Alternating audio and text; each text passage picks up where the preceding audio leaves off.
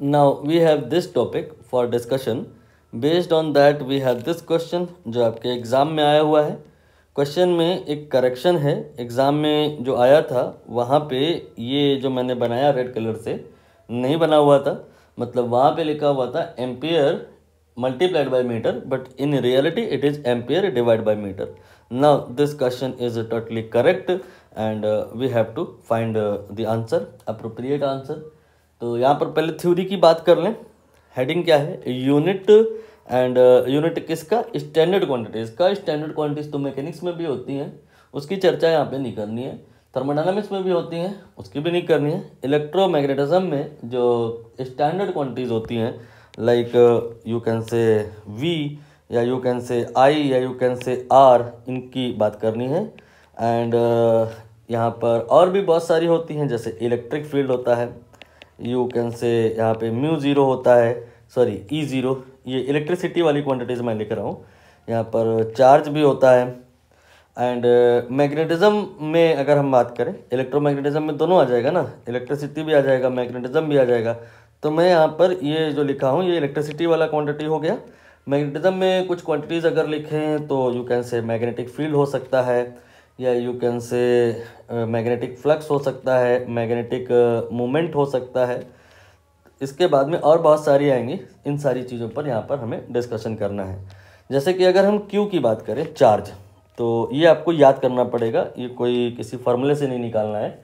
Charge का unit होता है कूलम। ऐसे ही वी का आपको याद करना पड़ेगा, ये होता है वोल्ट, इसको आप चाहो तो पूरा लिख लो। इसके बाद करंट का जो यूनिट होता है ये होता है एम्पियर, आप चाहो तो ओनली ए लिख लो, चाहे एएमपी लिख लो। इसके बाद आर का जो यूनिट होता है ये होता है ओम, और इसका जो सिंबल होता है वो ऐसे होता है। ये सब आपको ऑलरेडी आता है। बाकी ये जो क्वांटिटीज़ हैं ये निकालने के लिए डायरेक्ट रिजल्ट नहीं है, फार्मूला होगा कोई ना कोई, उस फार्मूले में आपको वैल्यूज़ पुट करनी होंगी तो आंसर आएगा। अब हम अगर इधर बात करें बी, तो बी ये है मैग्नेटिक फील्ड, इसका जो यूनिट होता है वो होता है टेस्ला। इसके बाद आप इसका एक और यूनिट लिख लो, दैट इज़ गॉस। अंतर क्या है दोनों में? ये आपका जो यूनिट है इधर वाला ये एसआई यूनिट है, और इधर वाला जो यूनिट है ये सीजीएस यूनिट है। इसके बाद में अगर हम बात करें फाई, तो ये होता है वेबर, इसको आप शॉर्ट में डब्ल्यू भी लिख सकते हो, एंड पूरा तो ये देखिए लिखा हुआ है WEBER। इसके बाद एम, ये है मैग्नेटिक मोमेंट। इसके लिए कोई सीधा सीधा नाम नहीं है, आपको किसी फार्मूले का यूज़ करके निकालना होगा। ठीक, अब यहाँ पर बाकी जो रह जा रही हैं फार्मूले से जो निकालने वाली हैं, हम उन पर डिस्कशन करेंगे। देखिएगा ध्यान से। सबसे पहले अगर हम एम की ही बात कर लें तो एम ये है मैग्नेटिक मोमेंट, इसका फार्मूला होता है I इंटू ए। इस फार्मूले से निकाला जाएगा। I का यूनिट ये हमने आपको लिखा दिया, ये होता है एम्पियर। इसके बाद में अगर हम ए की यूनिट की बात करें तो एरिया का यूनिट मीटर स्क्वायर। तो मैग्नेटिक मोमेंट का यूनिट हो गया एम्पियर इंटू मीटर स्क्वायर। अब आप मैच करा सकते हैं, देख लीजिए ये मैग्नेटिक मोमेंट है, ये एम्पियर मीटर स्क्वायर है, तो डी का जो मैचिंग हो गया ये 1 से हो गया। ठीक, बाकी अगर हम बात करें मैग्नेटिक फ्लक्स की, तो मैग्नेटिक फ्लक्स ये आपका डायरेक्ट मैंने लिखा दिया है, इसको आप डायरेक्ट याद करेंगे, ये वेबर से रिप्रेजेंट होता है। तो जो सी है वो आपका मैच कर गया किससे, देख लीजिए मैग्नेटिक फ्लक्स ये वेबर से मैच हो गया, जो सी है वो 2 से मैच हो गया। इसके बाद में जो डाउट आते हैं लोगों को, ये इन दो में आते हैं, मैग्नेटिक इंडक्शन और मैग्नेटिक इंटेंसिटी में। लुकिंग लाइक कि दोनों एक ही बात है, बट एक बारीक अंतर है, ये मिस हो जाता है अमूमन लोगों से, उस पर चर्चा यहाँ पर रिक्वायर्ड है। अगर हम मैग्नेटिक फील्ड की बात करें, be here is magnetic field, तो ये जो मैग्नेटिक फील्ड है इसी का दूसरा नाम है मैग्नेटिक इंडक्शन। तो कन्फ्यूज़न यहाँ से थोड़ी सी आपको ख़त्म हुई होगी कि मैग्नेटिक इंडक्शन की अगर हमें यूनिट निकालनी है तो हमें तनाव नहीं लेना है, हमें तो बस डायरेक्टली मैग्नेटिक फील्ड की यूनिट बतानी है। तो मैं इसे शॉर्ट में MI लिख दिया हूँ। तो मैग्नेटिक इंडक्शन या मैग्नेटिक फील्ड या बी, ये एक ही बात है, और इसकी यूनिट मैंने आपको डायरेक्टली लिखा दी है। टेस्ला भी है, गॉस भी है, यहाँ देख लो जो मैच कर जाए। ये आपका मैग्नेटिक इंडक्शन है और ये गॉस है, ये मैच कर गया, ए का मैचिंग हो गया थर्ड से। ये आपका ओनली बी रह गया है। तो यहाँ पर अब आंसर तो आ ही गया ऑलरेडी, बहुत पहले ही आ गया होगा। मैं यहाँ पर फिर से क्लियर कर दूं कि ये एग्जामिनेशन अप्रोच नहीं है। एग्ज़ाम में क्वेश्चन जो करने होते हैं बहुत जल्दी निकालने होते हैं, तो फिर आप 1 बाय 1 सारे नहीं निकालोगे। ये 4 हैं, 4 में से जितने आपको आते हैं आप उनको देख लो और उतने से ही समझ में आ जाएगा कि आपका आंसर क्या होगा। माइट भी हो सकता है अगले को इंडक्शन में और इंटेंसिटी में कन्फ्यूज़न आ रहा हो, तो यहाँ पे फ्लक्स और मोमेंट ये तो डाउट साथ साथ साफ साफ क्लियर रहता है बच्चों में। तो देख लो ऐसा कोई ऑप्शन है जहाँ C2 लिखा हो और D1 लिखा हो, तो C2 और D1 ये तो एक ही ऑप्शन में है, तो आंसर तो पहले ही आ गया A और B। या अगर आपको कन्फ्यूज़न है तो बिना उस कन्फ्यूज़न को बनी रहने दीजिए तो भी आंसर आ जाएगा।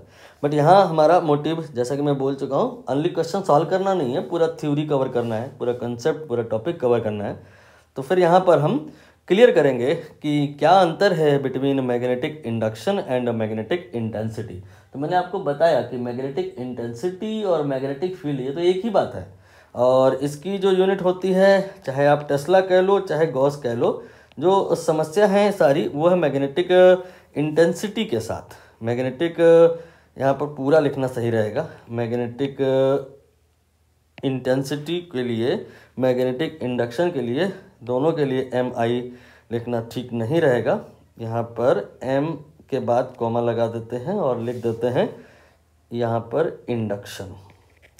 ठीक, हमें मैग्नेटिक इंटेंसिटी समझना है क्या होता है। तो मैं ये कह रहा हूँ कि मैग्नेटिक फील्ड का फॉर्मूला याद करो क्या होता है। तो आप बोलोगे सर किसकी वजह से? जिसकी वजह से आपको याद आ जाए, चाहे सोलेनोइड की वजह से, चाहे स्ट्रेट करंट कैरिंग वायर की वजह से। तो यहाँ पे सोलेनोइड की वजह से मैं लिख रहा हूँ तो ऐसा आएगा। स्ट्रेट करंट कैरिंग वायर की वजह से अगर बात करें तो μ0/4 पाई देन 2I/R आएगा। कुछ लोग इसको ऐसे भी याद करते हैं μ0 देन इसके बाद में I then divide by 2πr। और अगर सर्कुलर कॉइल की वजह से सेंटर पे फील्ड की बात करें तो कुछ लोग याद रखते हैं डायरेक्टली, वो ऐसे होता है। तो यहाँ पर ये सारे फॉर्मूले हैं बिकॉज ऑफ मैग्नेटिक फील्ड। ये सारे फॉर्मूले हैं मैग्नेटिक फील्ड के because of various situation like ये सोलेनोइड और ये because of straight wire, this is because of circular ring, right. तो यहाँ पर हमें नोटिस ये करना है कि चाहे किसी भी चीज़ की वजह से बी का फॉर्मूला देख रहे हैं हम, μ0 जरूर है। देख लो यहाँ भी है, यहाँ भी है, यहाँ भी है, यहाँ भी है। तो इस μ0 को आप डिवाइड कर लो, लेफ्ट में लिख लो, तो राइट में जो आएगा that will be kind of I/R। ठीक है, यहाँ से देख लो, चाहे यहाँ से देख लो, चाहे यहाँ से देख लो, और यहाँ से भी देख लो, बात वही है। दरअसल ये NI में जो N है ना, ये आपका ये capital N then divide by L होता है। इसका तो कोई यूनिट होगा नहीं है, तो नंबर ऑफ टर्न यानी कि नंबर है, तो I/L I/R यू कैन से ये B/μ0 के बराबर होगा, और इसी को कहते हैं H, और इसी का नाम होता है मैग्नेटिक इंडक्शन, नहीं मैग्नेटिक इंटेंसिटी। तो अंतर आपको थोड़ा थोड़ा क्लियर हुआ। अगर हम पूरा इसको शब्दों में लिखें तो ज़्यादा सही रहेगा कि मैग्नेटिक इंडक्शन, इसमें अगर हम देखें क्या कि किसी की वजह से भी निकालें मैग्नेटिक इंडक्शन, तो देखेंगे क्या कि उसमें μ0 जरूर आता है। तो अगर हम मैग्नेटिक इंडक्शन में μ0 से डिवाइड करें तो जो हमें मिलता है उसको कहते हैं हम लोग मैग्नेटिक इंटेंसिटी। क्लियर हुआ दोनों में अंतर क्या है। यहाँ पर अब आप यूनिट निकालना अगर चाह रहे हो तो एक तो तरीका हो सकता है इस H का या मैग्नेटिक इंटेंसिटी का यूनिट निकालने के लिए कि आप B और μ0 दोनों का अलग अलग यूनिट निकालो और डिवाइड कर दो। Quite complicated, so better will be कि I/R का यूनिट निकालो। तो जो यूनिट होगा किसका, H का, यानी कि मैग्नेटिक इंटेंसिटी का, वो किसके बराबर होगा, unit of I and then divided by unit of you can say R। I की यूनिट ये होती है एम्पियर और R की यूनिट ये होती है metre. Ampere divide by metre ये यूनिट आ गई। यहाँ पर एम्पियर डिवाइड बाई मीटर ये आपका फोर्थ ऑप्शन में आपको दिखाई दे गया।